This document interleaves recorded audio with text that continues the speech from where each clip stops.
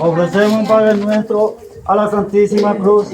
Padre nuestro que está en los cielos, santificado sea tu nombre.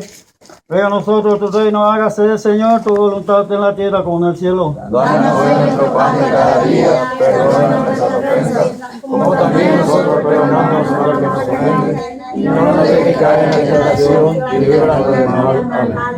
Gloria al Padre, al Hijo y al Espíritu Santo. Como era en el principio, ahora y siempre, por los siglos de los siglos. Amén. De amargura se vaya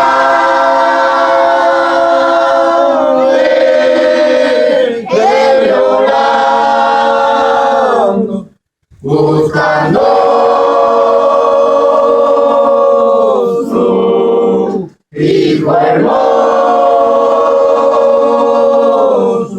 buscando su Hijo amado. Sí, Señora, yo lo he visto en este rato pasado. Lleva una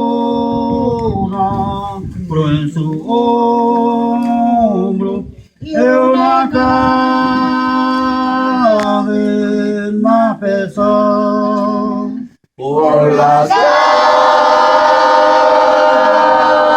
calles de amargura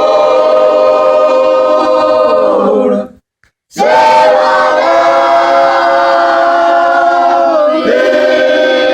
Virgen llorando, buscando su Hijo hermoso.